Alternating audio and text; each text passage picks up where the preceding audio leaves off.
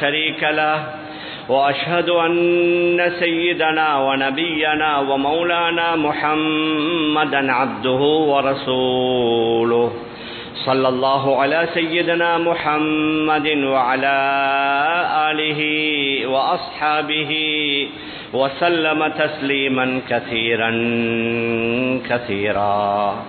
فقد قال الله سبحانه وتعالى في محكمه التنزيل والفرقان المجيد بعد أعوذ بالله من الشيطان الرجيم بسم الله الرحمن الرحيم يا أيها الرسل كلوا من الطيبات واعملوا صالحا إني بما تعملون عليم.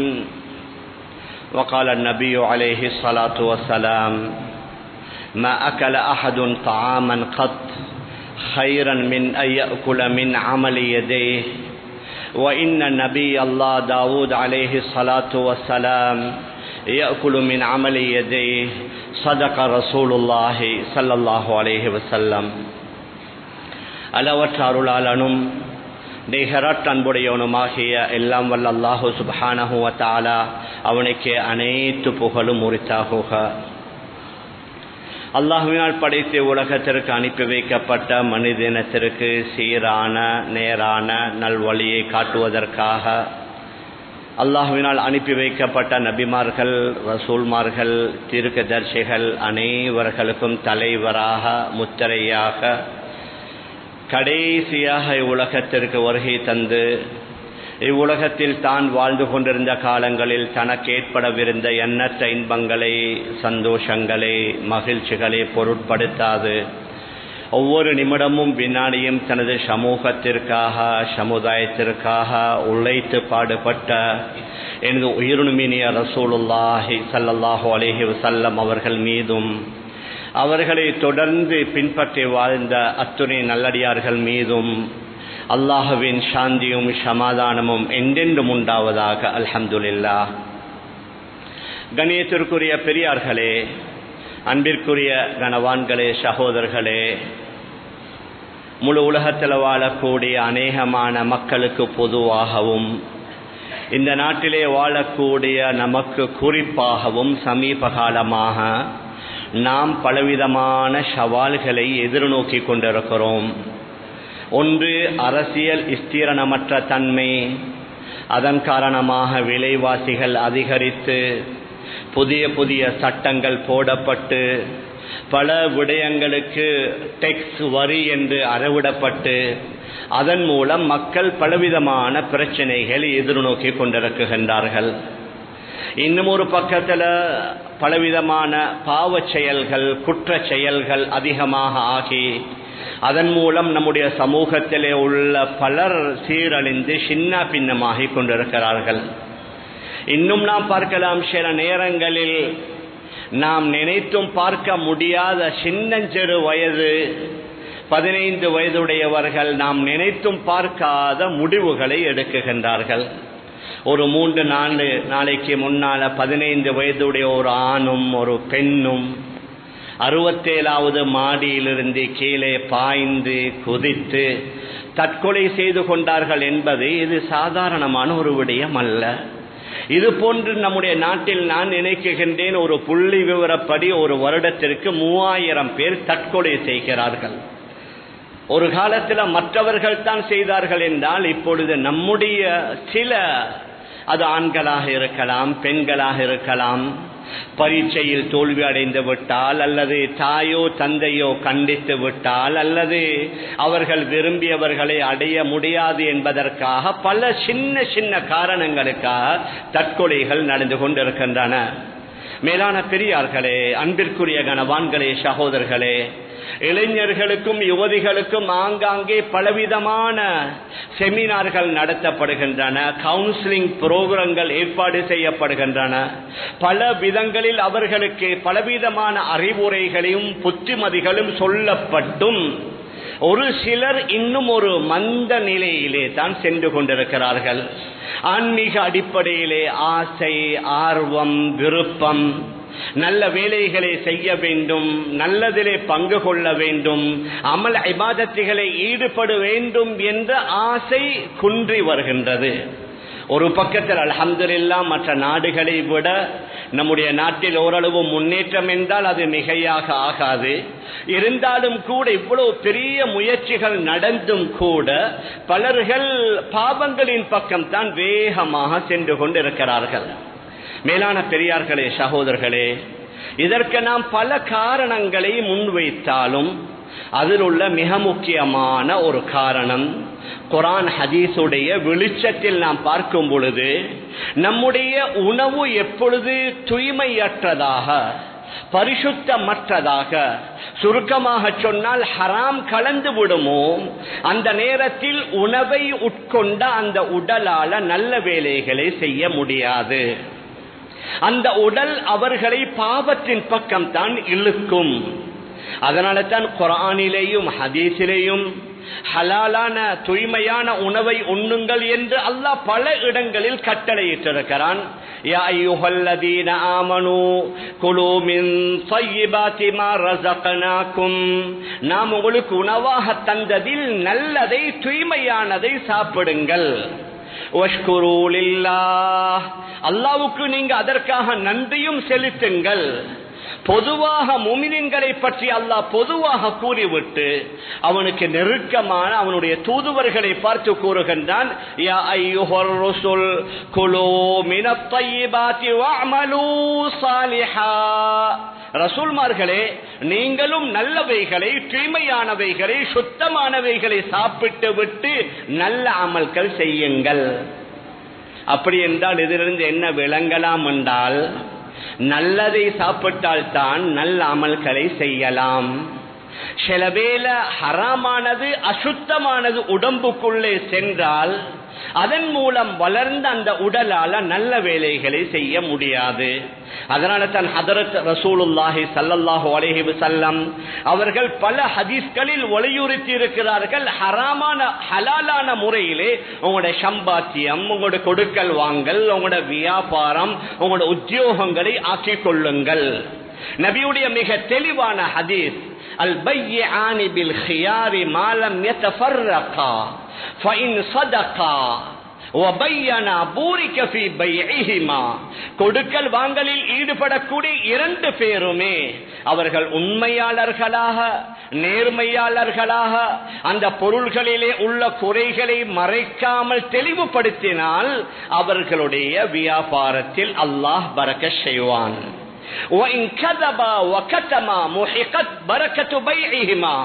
அவர்கள் ரெண்டு பேரும் பொய்யை கூறுகிறார்கள், அதிலே உள்ள குறைகளை மறைத்து வியாபாரத்தை செய்து முடித்தால் அந்த வியாபாரத்திலே உள்ள பரக்கத் எடுபட்டு விடும். அதனால நபிமார்களும் ஹலாலான வியாபாரத்தை செய்து காட்டினார்கள். ஹதரத் தாவூத் அலைஹி ஸலாத்து வஸலாம் அவர்கள் கொல்லப்பட்டரை இரும்பு வேலைகளை செய்து கொண்டிருந்தார்கள். குர்ஆனிலேயே அல்லாஹ் கூறுகின்றான், வஅலன்னா லஹுல் ஹதீத், நாம் அவருக்கு இரும்பை மிருதுவாக்கி கொடுத்திருந்தோம். அந்த இரும்பால என்ன வேலை செய்ய வேண்டும் என்று தாவூத் அலைஹி ஸலாத்து வஸலாம் அவர்களுடைய ஃபேக்டரியில என்ன வேலைகளை செய்ய வேண்டும் என்றும் அல்லாஹ் கூறுகின்றான். அவர்களுடைய மகன் சுலைமான் அலைஹி ஸலாத்து வஸ்ஸலாம் அவர்களுக்கு கீழால இருந்த ஜின்கள் என்னென்ன வேலைகளை செய்தார்கள். யஅமலூன லஹு மா யஷா மின் மஹாரிப வ தமாசீல வ ஜிஃபானின் கல் ஜவாபி வ குதூரிர் ராசியாத், அந்த ஜின்கள் பெரும் பெரும் மிஹ்ராபுகளை செய்வார்கள், பெரும் சிற்பங்களை செய்வார்கள். يعملون له ما يشاء من محاريب وتماثيل وجفان كالجواب, பெரும் பெரும் கொப்பரைகளை செய்வார்கள். வகுதூரிர் ராசியா, தூக்க முடியாமல் பூமியிலே பதித்து வைத்திருக்கக்கூடிய மிக பிரமாண்டமான சமையல் பாத்திரங்களை எல்லாம் அந்த ஜின்கள் செய்ததாக அல்லாஹ் சுப்ஹானஹு வ தஆலா குர்ஆன்ல கூறுகின்றான். ஹதரத் தாவூத் அலைஹி ஸலாத்து வஸலாம் போர் கவசங்களை செய்து விட்டார்கள். அனி அமல் சாபிகாத்தின் வகத்திர் ஃபிஸ் சர்தி வஅமலு ஸாலிஹா. தாவூத் அலைஹி ஸலாத்து வஸலாம் அவர்களுக்கு அல்லாஹ் என்ன கட்டளை இடுகின்றான்? நீங்க விசாலமான போர்க்கவசங்களை செய்து அதிலே உள்ள வளையங்களை அதாவது ஒழுங்குபடுத்துவீராக. அதன் பின்னால் சாலிஹான அமல்களை செய்யுங்கள் என்றால் என்ன? அதன் மூலம் உங்களோட வாழ்வாதாரத்தை தேடி பணத்தை சம்பாதித்து அதன் மூலம் பொருள்களை வாங்கி அதை உட்கொண்டு அதன் மூலம் நீங்க சாலிஹான அமல்களை செய்யுங்கள். தாவூத் அலைஹிஸ்ஸலாத்து வஸலாம் தன்னுடைய கையால கஷ்டப்பட்டு உழைப்பார்கள். அதனால தான் நபி அவர்களே சொன்னார்கள், மா அகல அஹதுன் தஆமன் கத் கைரன் மின் அய்யகுல மின் அமலி யதி. ஒரு மனிதன் உண்ணக்கூடிய உணவுகளில் ஆக நல்ல உணவு எது என்றால் அவர் தன்னுடைய கையால சிரமப்பட்டு கஷ்டப்பட்டு எவர் உழைத்து சாப்பிடுகின்றாரோ அதுதான் ஆக நல்ல உணவு. நபி அல்லாஹ் தாவூத் அலைஹிஸ்ஸலாத்து வஸலாம் யஅகுலு மின் அமலி யதி. தாவூத் அலைஹிஸ்ஸலாத்து வஸலாம் அவர்கள் கூட தன்னுடைய கையால உழைத்துத்தான் சிரமப்பட்டுத்தான் சாப்பிடுவார்கள் என்பதையும் ஹதரத் ரசூலுல்லாஹி ஸல்லல்லாஹு அலைஹி வஸல்லம் கூறினார்கள். ஒன்று ஹலாலான உணவுல நாம் கவனம் செலுத்த வேண்டும். மேலான பெரியார்களே, சகோதரர்களே, இரண்டாவது சந்தேகத்திற்கிடமானதிலிருந்து கூட தவிந்து கொள்ள வேண்டும். ஹதரத் ரசூலுல்லாஹி ஸல்லல்லாஹு அலைஹி வஸல்லம் அவர்களுக்கு அல்லாஹ் பெரிய செல்வ செழிப்ப கொடுக்கல. ஹதீஸ்ல மிக தெளிவாக வருது, நபி அவர்கள் ஒரு நாளையில ஒரு நேரம் தான் கோதுமை ரொட்டியை சாப்பிடுவார்கள். காலையில ரொட்டிண்டா மாலையில ஈத்தப்பழம், மாலையில ஈத்தப்பழம் என்றா காலையில ரொட்டி, 2 நேர சாப்பாடு. இன்னும் ஒரு ரிவாயத்தில் ஆயிஷா ரலியல்லாஹு அன்ஹா அறிவிக்கிறார்கள், நபி அவர்கள் வஃபாத் ஆகிற வரைக்கும் வயிறு நிறைய ஒரு நாளைக்கு 2 தடவை சாப்பிட்ட வரலாறே இல்லை. கடும் கஷ்டம், சிரமம், வறுமை. அந்த காலத்தில் அந்த குடிசை வீடு தான் ஹதீஸ் ஷரீஃப்ல வருது. ஒரு நாள் நபி ஸல்லல்லாஹு அலைஹி வஸல்லம் அவர்கள் இரவையில படுத்து தூங்குகின்றார்கள். இல்ல, அவர்களுடைய படுக்கையில அங்கும் இங்கும் புரண்டு கொண்டே இருக்கிறார்கள். அவர்களுடைய ஒரு மனைவி கேட்டார், யா ரசூலல்லாஹ் அரக்கு தல்லே இல்ல, இந்த இரவு நீங்க தூங்காமல் முடித்துக் கொண்டே அங்கும் இங்கும் புரண்டு கொண்டே இருக்கிறீர்கள். சொன்னார்கள், இல்லை, எங்கட வீட்டுல ஜகாத்துடைய பேரித்த பழங்கள் ஒரு இடத்துல இருக்குது. பேரித்த பழம் எங்களுக்கு தெரியும், இந்த காலத்துல மாதிரி ஃபுல் பேக்கிங் இருக்காது, ஆங்காங்கே சிதறி கிடக்கும். என்னுடைய படுக்கைக்கு பக்கத்தில் ஒரு ஈத்த பழம் ஒன்று இருந்துச்சு, அதை நான் பசியினால் எடுத்து சாப்பிட்டேன். இப்பொழுது தான் எனக்கு ஒரு சந்தேகம், இந்த ஜகாத்தை நாங்க சாப்பிடக்கூடாது, நாங்க அஹ்லு பைத் நபி ஸல்லல்லாஹு அலைஹி வஸல்லம் அவர்களோ அவர்களுடைய அஹ்லு பைத்தை சேர்ந்தவர்களோ ஜகாத் எடுக்கவும் கூடாது, சாப்பிடவும் கூடாது. நான் அது ஜகாத்துடைய ஈத்தப்பழமோ என்று நினைத்து யோசித்து கவலைப்படுவதனால தான் எனக்கு தூக்கமே செல்லவில்லை என்றார்கள். மேலான பெரியார்களே, சகோதரர்களே, ஹதரத் சுஃபியான் சௌரி ரஹிமஹுல்லாஹ் பின்னொரு காலத்தில் ரொம்ப பிரபல்யமாகி கொண்டிருந்தார்கள். அடிக்கடி மக்கள் வந்து அவரை சந்தித்துக் கொண்டே இருப்பார்கள். அதனால் அவர்கள் தன்னுடைய நாட்டை விட்டு இப்படியே போனால் என்னுடைய ஆகிரா என்னவாகும், அதனால கூஃபாவை விட்டு விட்டு பஸ்ராவுக்கு வந்து விட்டார்கள். பஸ்ராவுல யாரும் அவருக்கு அறிமுகமானவர்கள் இல்லை. ஒரு பேரித்த தோட்டத்திற்கு வந்து கேட்டார்கள், உங்களுடைய இந்த பேரித்த தோட்டத்தில் ஏதாவது வேலை இருக்குதா? சொன்னாங்க, செக்யூரிட்டி வேலை இருக்குது. சரி, இந்த செக்யூரிட்டி வேலைக்கு அவர்கள் அமர்ந்து விட்டார்கள். பெரிய இமாம் இப்பொழுது அவர்களை கடந்து செல்கிறார்கள். அந்த அரசாங்கத்தால நியமிக்கப்பட்ட, அதாவது டெக்ஸ் வசூலிக்கக்கூடிய ஒரு கூட்டம். அவர்கிட்ட கேட்டாங்க, ஷேக் நீங்க எங்கிருந்து வந்திருக்கிறீங்க? சொன்னார், நான் கூஃபாவிலிருந்து வந்திருக்கிறேன்.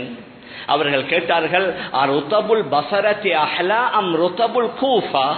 கூஃபாவுடைய ஈத்தப்பழம் நல்ல ருசியா அல்லது பஸராவுடைய ஈத்தப்பழம் டேஸ்டா? சொன்னார்கள், லம் அதுக் ஹத்தல் லைலா, இந்த நிமிஷம் வரைக்கும் உங்களுடைய இந்த பஸராவுடைய ஈத்தப்பழத்தை நான் சாப்பிட்டு பார்த்ததே இல்லை. அவங்க சொன்னாங்க, நீங்க எவ்வளவு பெரிய ஒரு பொய்ய கூறுகிறீர்கள், இந்த தோட்டத்துல தான் நீங்க இருக்கிறீங்க, இந்த தோட்டத்திலிருந்து இந்த தோட்டத்துடைய பேரீத்த பழத்தில் இதுவரைக்கும் நீங்க சாப்பிட்டது இல்லையா? சொன்னார்கள், இல்ல. ஆச்சரியமாக இருந்தது. நாட்டுடைய தலைவர்கிட்ட போய் சொன்னாங்க, இப்படி தோட்டத்தில் ஒரு மனிதர் சியாரு அலாமின் நுபலா என்ற கிதாபுல பதிவு செய்யப்பட்டிருக்குது, இப்படி ஒருவரை நாங்க கண்டோம் என்று நாட்டுடைய தலைவன்கிட்ட சொன்ன நேரத்தில் சொன்னார்கள், அப்படின்னு அவர் சுஃபியான சௌரியா தான் இருக்கலாம், முடியுமுண்டு அவரை போய் கூட்டிக் கொண்டு வாங்காண்டு ஆள் அனுப்புகின்றார்கள். அதற்குள்ளாலே அவர்கள் அதை விட்டு விட்டு வேறொடத்திற்கு சென்று விட்டார்கள். அரசனுடைய தொடர்பு ஏற்பட்டால் எனக்கு ஃபித்னா வந்துவிடும், குழப்பம் வந்துவிடும், எனக்கு நல்ல வேலைகளை செய்ய முடியாமல் போய்விடும் என்று எதை சொல்ல வாரேன் என்றால், இந்த அளவுக்கு நம்முடைய சலஃபு சாலிஹீன்கள் ரொம்பவும் பக்குவமாக கவனமாக இருந்தார்கள் உணவு விடயத்தில். உமர் இப்னு அப்துல் அசீஸ் ரஹிமஹுல்லாஹ் கலீஃபாவாக இருக்கிறார்கள். அவர்களுக்குரிய சொந்த பேரித்தம் பழம் பைத்துல் மாலுடைய ஒட்டகத்தில் ஏற்றி வரப்பட்டதனால அந்த முழு பேரீத்தம் பழங்களையும் பைத்துல் மாலிலேயே சேர்த்து விட்டார்கள். ஏன்? என்னுடைய ஈட்ட பழம், ஆனால் ஏற்றி வந்த வாகனம் அது என்னுடையதல்ல, அதனால் இதை நான் எடுக்கக்கூடாது என்று விட்டு விட்டதாக சரித்திரம் கூறுகின்றது. மேலான பெரியார்களே, சகோதரர்களே, ஆனால் ஓரளவு நாம் இன்று வட்டியிலிருந்து அல்லது வட்டி சம்பந்தப்பட்டவைகளிலிருந்து நாம் எங்களை பாதுகாத்துக் கொண்டிருக்கிறோம். எல்லோரும் அல்ல, இன்னும் சிலர் நீங்க என்ன சொன்னாலும் எங்களுக்கு அப்படித்தான் செய்யலாம், எங்களுக்கு லோன் இல்லாம, ஓடி இல்லாம, பேங்கோட தொடர்பு இல்லாம எங்களுக்கு இந்த பிசினஸ் செய்யலாம். எங்களை இந்த 30-40 வருஷத்திலையும் நாங்க பார்த்து கொண்டிருக்கிறோம். சில வருடங்களுக்கு முன்னால் எங்கட நாட்டில் கொடிகட்டி பறந்த பல வியாபாரிகள் இன்றைக்கு மக்கள்கிட்ட ஜகாத்துக்கு எடுத்துக் கொண்டிருக்கிற அந்த காட்சியையும் நாங்க பார்த்து கொண்டிருக்கிறோம், வங்கியோட தொடர்பு வைத்ததனால. மேலான பெரியார்களே, சகோதரர்களே, ஆனால் பேங்கோட தொடர்பு வைப்பவர்கள் வியாபாரிகள் மாத்திரம் அல்ல. நம்முடைய பல பெண்மணிகள் இருக்கிறார்கள், ஏதாவது ஒரு தேவை வந்தா உடனடியாக கொண்டு போய் நகையை ஈடு வைப்பது. எப்படி பெரியவர்கள் பெரிய கணக்கு எடுக்கிறார்களோ அதே மாதிரி நகையை ஈடு வைத்து வட்டிக்கு பணம் எடுப்பதும் அதே மாதிரி தான்.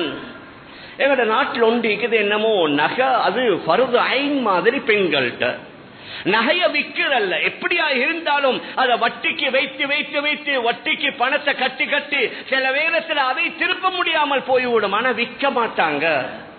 ஆனா ஒரு தேவை வந்தா தாராளம் விற்கலாம். விற்ற அந்த பணம் எங்களுக்கு 100% ஹலால். ஆனால் சில வேளைகளில் அதை விற்காமல் அதை ஈடு வைத்து அடகு வைத்து எடுப்பதன் மூலமாக அவருடைய பிரச்சனைகள் கூடுமே தவிர குறையாது. மேலான பெரியார்களே, அன்பிற்குரிய கணவான்களே, சகோதரர்களே, அது வட்டியோடு சம்பந்தப்பட்டதாக இருக்கலாம், அது அல்லாத மற்ற நம்முடைய வியாபாரிகளை எடுத்துக்கொள்ளலாம். இப்பொழுது பல விதங்களில் அவர்களுடைய கொடுக்கல் வாங்கல் நடக்குது. உதாரணமாக இப்ப எங்கட நாட்டுல நிறைய வியாபாரிகள் சைனாவுக்கு போறாங்க. அங்க போய் அவர்கள் அந்த ஒரிஜினல் ஃபேக்டரியில பொருட்களை ஓடல் பண்ணுகின்றார்கள். அது இரும்பாக இருக்கலாம், பிளாஸ்டிக்காக இருக்கலாம், டெக்ஸ்டைலாக இருக்கலாம், எத்தனையோ வகை வகையானவைகள். ஆனால் அங்கேயே போய் அவர்கள் கூறுகிறார்கள், நீங்க இதெல்லாம் அடிக்கும் பொழுது இத்தனை வீதம் அடிக்கணும், ஆனா அந்த தரத்தை அந்த குவாலிட்டியை நீங்க குறைக்கணும். நீங்க மேலால லேபல் அடிக்கும் பொழுது 80 அல்லது 20, அதாவது வைங்களேன் அது இரும்பாக இருக்கலாம் அல்லது தங்கமாக இருக்கலாம், எத்தனை வீதம் கலக்கணும். தங்கத்தில் 22 கேரட் 24 கேரட், அதால நகைகள் செய்யலாம், வளைக்கலாம். அதனால 22 கேரட்ல செய்வாங்க. ஆனா பில்லுக்கு 22 கேரட், உண்மையில் அதை நிறுத்தி பார்த்தா 21 கேரட் தான் தங்கமேக்கும். அதில் குளறுபடி செய்திருப்பார்கள். நான் வெறும் ஜுவல்லரி செய்யறவர்களை மாத்திரம் சொல்லல, யாரு யாரு எந்தெந்த ஃபீல்ட்ல இருக்கிறார்களோ, டெக்ஸ்டைலா இருந்தா அதுல ஒரு பீஸ்ல உதாரணமாக 40-50 மீட்டர் வரும்டா அவர்கள்ட்ட சொல்றது, நீங்க ஒரு 1/2 மீட்டரை குறைச்சுக்கோங்க. ஏன் ஒரு பீஸ்ல ஒரு 1/2 மீட்டரை குறைச்சா 100 பீஸ்ல எத்தனை மீட்டர் குறையும்? மேலான பெரியார்களே, அன்பிற்குரிய கணவான்களே, சகோதரர்களே, இப்படி எந்த ஒரு வியாபாரத்தை நாம் எடுத்துக்கொண்டாலும் அதில் உள்ள அந்த குவாலிட்டி, அதில் உள்ள அந்த தரத்தை பாதுகாப்பது குறைந்து எப்படியோ இந்த மற்றவர்களும் செய்யறாங்க, நாங்க அவர்களோடு எங்களுக்கு போட்டி போடலாம், அதனால் நாங்க அப்படி செஞ்சாதான் மார்க்கெட்ல இடம் பிடிக்கலாம் என்பது இல்ல. அல்லாஹ்தான் அனைத்தையும் செய்விக்கிறான். நாங்க 100% ஹலாலாக செய்தோம் என்றா நிச்சயமாக அல்லாஹுடைய உதவி இருக்குது. மேலான பெரியார்களே, சகோதரர்களே, இன்னும் சில நேரங்களில் பார்க்கலாம், சில பொஸ்மார், யாரு வியாபாரத்தில் உள்ள பொஸ்மார் போக மாட்டாங்க. அவங்களோட சேல்ஸ்மேன், அவங்களோட செக்ரட்டரியை தான் அனுப்புவாங்க வெளிநாட்டில் நீங்க பர்ச்சேஸ் பண்றதுக்கு. அங்கேயும் அவர்களும் அங்க பலவிதமான தவறுகள். அங்குள்ள அவருடைய ஒரு யாராவது பொருளை வாங்கி கொடுக்கிறவரோடு அவங்க 2 பேரும் பேசி, நான் உங்களுக்கு இவ்வளவு தாரேன், நீங்க இதுக்கு இவ்வளவு விலை வைங்க, இவ்வளவு விளாண்டு சொல்லுங்க. மேலான பெரியார்களே, சகோதரர்களே, இப்படி எக்கச்சக்கமாக நடக்குது. இந்த அளவுக்கு எங்கட சிலர்கள் தவறா நினைக்கிறதே இல்லை. உதாரணமாக ஒரு ஆள் வெளியூர் போறாரு, போற நேரத்தில் அந்த ஊரில் இவருக்கு தேவையான ஒரு ஐட்டம் வெளியூர்ல கொஞ்சம் விலை குறைவா இருக்குது, நீங்க அதை கொஞ்சம் எனக்கு வாங்கி கொண்டு வாங்கன்னு சொன்னா அவர் வாங்கி கொண்டு வருவாரு. வந்து அவர் சொல்லுவாரு, நானும் ஒரு கணக்கு வச்சுத்தான் கொடுத்தேன். ஏலாது உங்களை நம்பித்தான் தாராரு. நீங்க அந்த நாட்டுக்குள்ள போய் அந்த பொருளை வாங்குவதற்கு உண்மையிலேயே டாக்ஸிய பிடிச்சி உங்களோட ஹோட்டல்ல இருந்து போய் வருவதற்கு உங்களுக்கு ஏதாவது செலவு வந்தா கேளுங்க. நீங்க இதனுடைய பொறுமதி இவ்வளவு தான், ஆனா எனக்கு இவ்வளவு செலவாகிக்குது, ஆனா அது ஒன்றே கேட்கறல்ல. அவர் சொல்ற, நான் இவ்வளவு கஷ்டப்பட்டேன், இந்த டைம் செலவழிச்சேன், நான் டாக்ஸியில போனேன், மார்க்கெட்ல பஜார்ல தேடினேன், அதனால நான் எப்படி ஒரு கணக்கு வைக்காம கொடுக்கிறது? ஏலாது. எங்களை நம்பி அவர்கள் தந்திருக்கிறார்கள். எங்களை நம்பி தந்தா எவ்வளவுக்கு வாங்கினோமோ அவ்வளவுக்கு தான் அவர்கள்ட்ட சொல்லணும். இன்றைக்கு பஜார்ல நடக்குது, ஒரு சில எங்களோட குறைவாக இருக்கலாம், மற்ற சில சகோதரர்கள் வந்து ஒரு பொருளை வாங்கிட்டு நீங்க பில்ல கூட்டி போட்டு தாங்க. இவர் பார்க்கிறார், இந்த கஸ்டமர் விட்ட எனக்கு பிசினஸ் நடக்காது, அதனால நீங்க எவ்வளவுக்கு கேட்கிறீங்களோ அவ்வளவுக்கு பில்ல போட்டு தாரேன். ஏலாத, ஹராம். நீங்க எவ்வளவுக்கு விற்கிறீங்களோ அவ்வளவுக்கு தான் பில் போடணும். நீங்க விற்றதை விட பில்ல கூட்டி போடுவதும் கூடாது, பில்லை குறைத்து போடுவதும் கூடாது. யாராவது ஒரு புரோக்கர் வந்து ஒரு ஆள் அறிமுகம் செய்தா அந்த பொருள்ல நீங்க பொருளை கூப்பிட்டேலா, நீங்க உங்களோட ப்ராஃபிட்டால கொஞ்சத்தை வேணுமென்று அந்த புரோக்கருக்கு கொடுக்கலுமே தவிர நான் அவருக்கு கொடுக்கணும் இவருக்கு கொடுக்கணும் என்று பொருளுடைய விலைகளை கூட்டுவதற்கு அனுமதி இல்லை. எல்லாத்துக்கும் விளங்குறாண்டாக லேசி. இப்ப நாங்க நிறைய பேர் ஊபர்ல பிக்மில போறது. இப்ப ஊபர்ல ஒரு வாகனத்தையோ எதையோ ஒன்றை புக் பண்ணிட்டோம். அந்த ஊபர்காரர் வந்து சொல்றாரு, நீங்க எங்க போகணும், உங்களுக்கு எவ்வளவு வந்திருக்குது, நீங்க அதை கேன்சல் பண்ணுங்க, உங்கள்கிட்ட வந்ததை நான் எடுக்கிறேன். ஏலாது. பாவத்துக்கு உதவி செய்வதும் பாவம்.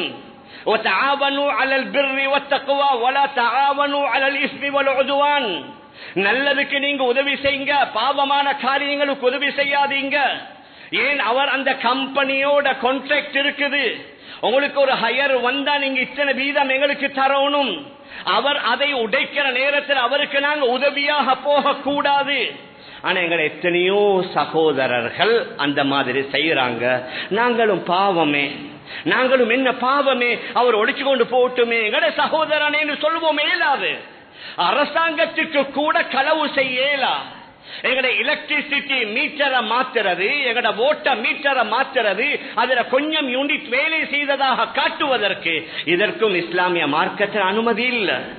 நம்பிக்கையா, நேர்மையா, நாணயமா தொழிலும் செய்யணும், வியாபாரமும் செய்யணும், உத்தியோகமும் செய்யணும். இன்றைக்கு உத்தியோகம் செய்யற பலர்கள் சில பிரைவேட் கம்பெனி சில ஓரளவு அவர்கள் நேரத்தை எல்லாம் பார்ப்பாங்க. அநேகமாக அரசாங்க நிறுவனங்கள்ல அநேகமாக மிஸ்யூஸ் பண்ணப்படுது. 8 மணி நேரம் அவர்களுக்கு ஒதுக்கப்படுது. அவர் பிந்தி வாராரு, முன்னால் உள்ள டைம் வைக்கிறாரு, நேரத்தோட போறாரு, லேட்டாகி போனதா சைன் வைக்கிறாரு.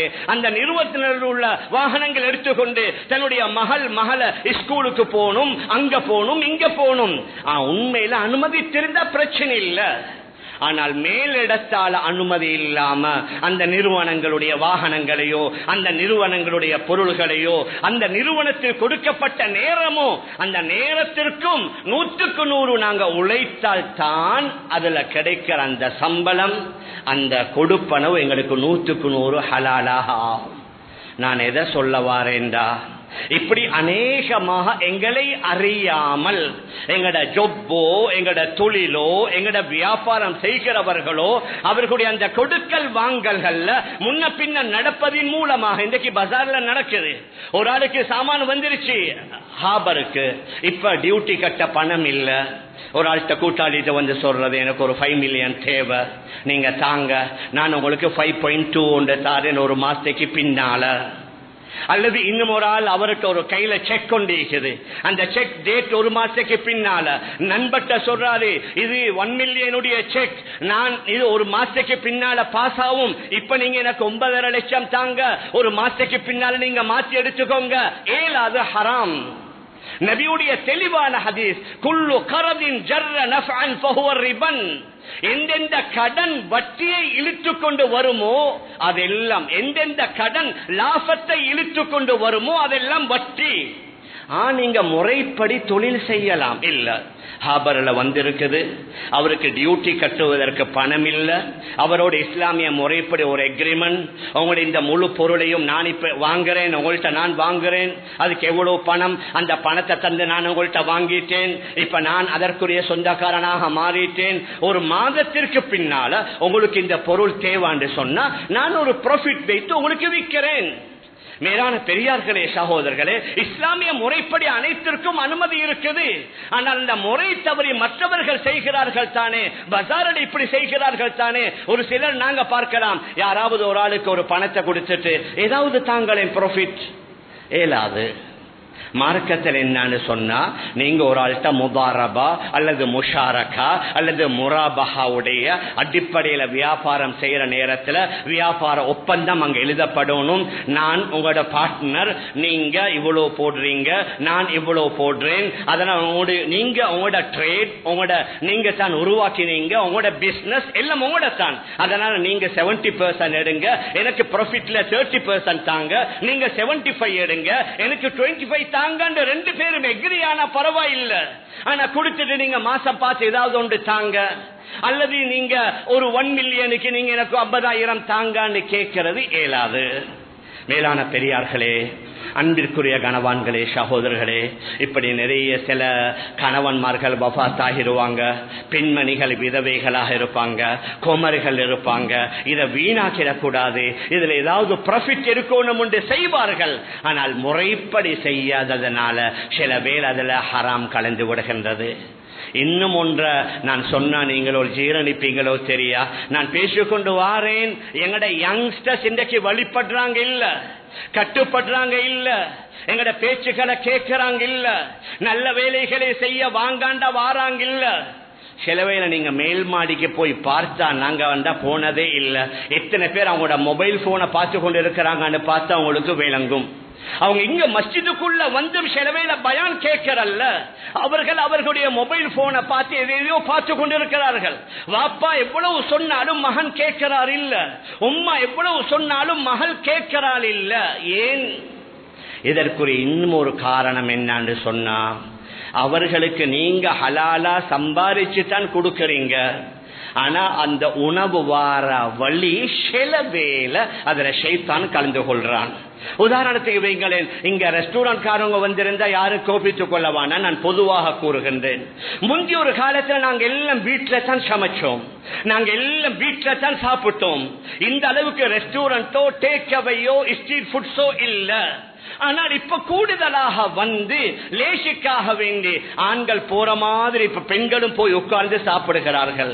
இப்ப அங்க சமைக்கிற அந்த மனிதர் என்ன, ஒரு முஸ்லிமாக இருந்தா அவர் தொழுதாரா, அவர் காலையில ஃபஜ்ர் தொழுகையை தொழுதாரா, அல்லது அவர் பிஸ்மில்லா சொல்லி அவருடைய சாப்பாட்டை ஆரம்பித்தாரான்னு பார்த்தா இல்லாண்டா அந்த சாப்பாட்டில் உள்ள தூய்மையில குறைவு. நான் சொல்லல, ஹதீஸ்ல தெளிவாக வருது. நபி ஸல்லல்லாஹு அலைஹி வஸல்லம் சொன்னார்கள், ஒரு ஆள் வீட்டுக்குள்ள வாராரு, வரும்போது பிஸ்மில்லா துஆவை ஓதிக்கொண்டு வாராரு, வீட்டுக்குள்ள வந்து சாப்பிடும் பொழுது பிஸ்மில்லா சொல்லி சாப்பிடுகின்றார். அந்த நேரத்தில் ஷைத்தான் கூறுகின்றான், இந்த வீட்டில் உங்களுக்கு இரவு சாப்பிடவும் முடியாது, இந்த வீட்டில் இரவு தங்க முடியாது.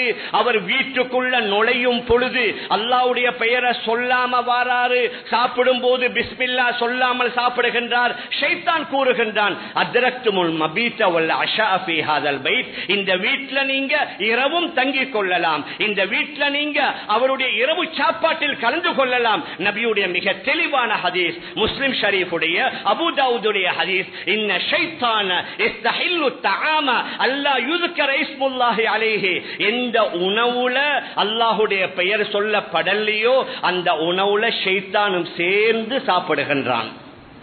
இதைவிட இன்னும் மறுபடி மேல் ஏறி ஹதீஸ்ல வருது, கணவனும் மனைவியும் வீடு கூடுகிறார்கள், உடல் உறவுல ஈடுபடுகின்றார்கள். அந்த நேரத்தில் கணவன் ஓத வேண்டிய துஆவை ஓதாட்டி மனைவியுடன் ஷைத்தானும் சேர்ந்து உடல் உறவுல ஈடுபடுவதாக நபி ஸல்லல்லாஹு அலைஹி வஸல்லம் அவர்கள் கூறியிருக்கிறார்கள். நான் எதை சொல்ல வாரேன்னா, நாங்க இந்த விடயங்களை பாரதூரமாக எடுப்பதில்லை. அவர் பிஸ்மில்லா சொல்லாததுனால ஷைத்தான் அவருடன் சாப்பாட்டுல கலக்கிறான்.